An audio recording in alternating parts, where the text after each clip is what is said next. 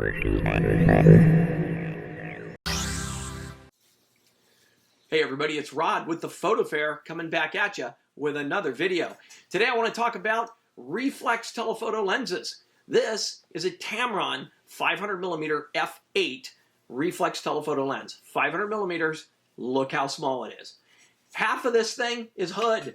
This weighs nothing. It barely weighs more than a 50mm, f1.4. It's amazing how small and compact this is, and it's a 500mm lens. The Tamron lens, of course, uses the Adaptall system. Means you can get mounts for just about any camera ever made. It was originally designed for single lens reflex cameras, and of course you can adapt this to just about any digital mirrorless camera. 500 f8, 1 f-stop, that's all you get. You get f8. Your choice is f8, f8, or if you really need a lot of extra light, you can use f8.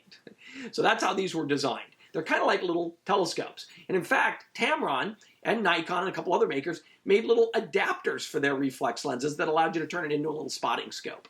So it's kind of cool. I have that little Tamron adapter. The Tamron, this was an SP lens. It was one of their super performance lenses, or whatever SP stood for. It was their pro line of lenses. Nikon made these, Canon made them, and Ultra Pentax Olympus. Just about everybody had a reflex lens in the 70s and 80s because it was a great way to get a super telephoto lens in a very small package. Now, there was a caveat with that beyond having the fixed f8 aperture. And the caveat was a couple of things. One that a lot of people may know about is out of focus highlights, the bokeh balls, if you will, look like donuts with this. And it can get a little busy. It can also be kind of a cool effect. And some of the photos I have that I've taken with this lens, you'll see those donuts. They can be really cool and really add to a photo, but they can be a horrific distraction as well. So keep that in mind. And the reason they're like donuts is because there's a central obstruction in the center of this lens. And the reason for that is how do you get a 500mm lens that's only 80 or 90 millimeters long? Well, you do that by you bring in the light through the outside, and then it focuses that light with a convex mirror onto a smaller mirror, and then sort of bounces the light back and forth inside the barrel. So the light is passing through the 500 millimeters, which would normally be like this big, and it's all doing it inside here. That's part of the reason why the lens can't really be super fast. It would be enormous if they tried to make it an f4 or something. Okay, so that's kind of the reason they're able to get away with that. It doesn't even affect any parts of the picture that are sharp and in focus, but the out of focus highlights show that obstruction, and it looks like little donuts. Okay, again, sometimes it's a cool effect, sometimes it's a distraction. The other problem is that these lenses, more so than a traditional bulky, heavy 500mm lens, are much more subject to camera shake, even if you have IBIS. And the reason is there's no mass here to absorb your movements. And all of your movements are magnified like 10 times over using a 50mm lens. So the old rule on a full frame camera was that if you had a 500mm lens, you would shoot at a 500th of a second shutter speed and be reasonably assured of a sharp picture without camera shake. And then, of course, if it was a 50mm lens, you could shoot down to about a 50th. And that was always a good general rule of thumb. That's really not the case with this. I would double that. I would go 1,000th of a second on this 500. Keep that in mind. Just old rule of thumb, just go an extra stop, of shutter speed, faster shutter speed than you would typically use. Those are really your primary disadvantages to this. Way offset by the super lightweight, compact design. And these are good, sharp lenses. This lens is real sharp. At one time I had a Canon FD 500 f8, and this lens performed just as well as that did. In my opinion, back in the time, I chose to keep this one because this was smaller and lighter than the Canon, and it focused closer. This lens will focus in closer than 6 feet, like 5.8 feet, with a 500. I mean, that's like right up in your grill. You can do like macro stuff with this practically. 1:3 reproduction ratio on the macro. Now, Nikon made one that focused to like 6.5. Canon's focused to like, I think it was 8 feet. Still really close for 400 or 500.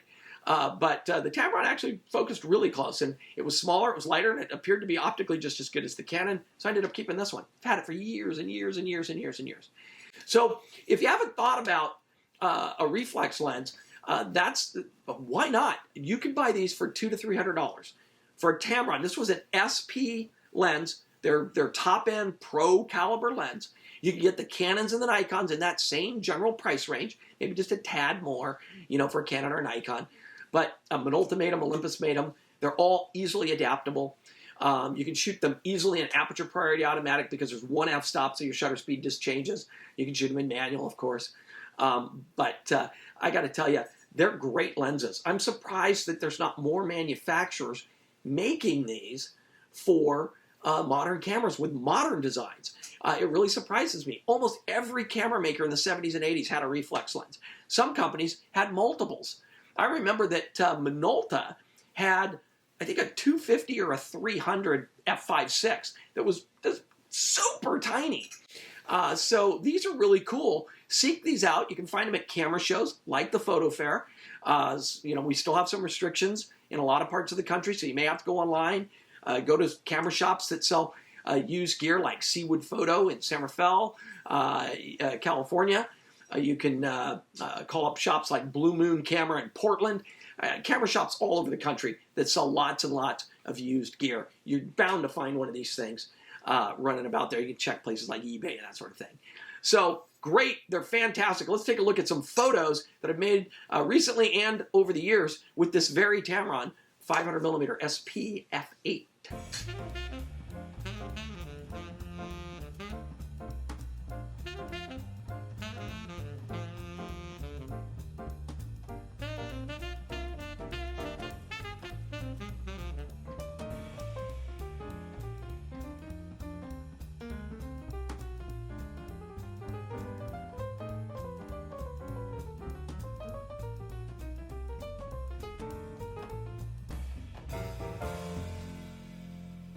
So how cool is that, right? I mean, tiny, tiny, tiny, tiny, weighs nothing. Take into account the pros and cons of the lens, coupled $200-300. Why not have one? And let me tell you, these lenses are better today than they ever were in the film days.